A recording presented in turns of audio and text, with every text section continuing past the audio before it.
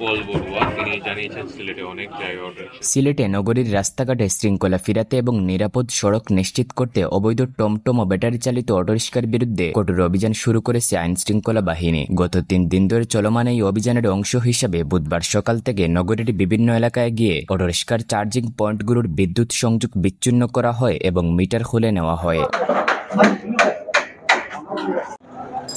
অভিযানে সিলেট মহানগর পুলিশ ও র্যাবের কর্মকর্তারা উপস্থিত ছিলেন। পুলিশ সূত্র জানায়, সিলেট নগরীতে দীর্ঘদিন ধরে নিবন্ধনহীন টমটম ও ব্যাটারি চালিত অটোরিকশার সংখ্যা দ্রুত বাড়ছিল। এতে একদিকে ট্রাফিক আইন অমান্য করা হচ্ছিল, অন্যদিকে যানজট ও দুর্ঘটনার ঝুঁকি বাড়ছিল। পাশাপাশি জনভোগান্তির সঙ্গে পরিবহন খাতেও অরাজকতার সৃষ্টি হচ্ছিল।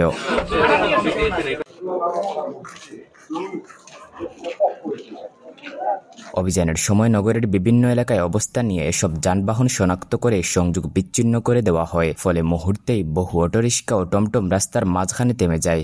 এতে পরিবহন চালক ও যাত্রী উভয়ই বিপাকে পড়লেও নগরীর সড়কে চলাচল কিছুটা স্বাভাবিক হয়। অভিযানে অংশ নেওয়া কর্মকর্তারা জানান, ধাপে ধাপে পুরো নগর জুড়ে অভিযান পরিচালিত হবে। যারা নিয়ম ভেঙে অবৈধভাবে যানবাহন চালাচ্ছেন তাদের বিরুদ্ধে আইনানুগ ব্যবস্থা নেওয়া হবে।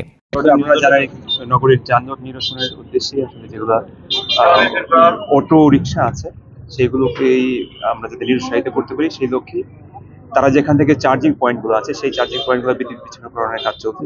আমরা জেলা প্রশাসন আছে, পুলিশ, র্যাব এবং বিদ্যুৎ বিভাগ আছে, সবাই মিলেই আমাদের এই প্রচেষ্টা চলছে। নিরাপদ নগরী গড়তে অবৈধ যানবাহন যতদিন থাকবে আমাদের অভিযান অব্যাহত থাকবে বলে জানিয়েছেন পুলিশের এই কর্মকর্তা। 4টি পয়েন্টে গিয়েছি। একটি আপনারা দেখেছেন শুরুতেই তারাই বিচ্ছিন্ন করে রেখেছে, বাকি 3টি পয়েন্ট বিচ্ছিন্ন করা হয়েছে, পিডিবি বিচ্ছিন্ন করেছে। এই অভিযান চলমান থাকবে যতক্ষণ পর্যন্ত না সর্বশেষ পয়েন্টটি পর্যন্ত বিচ্ছিন্ন করা হয়।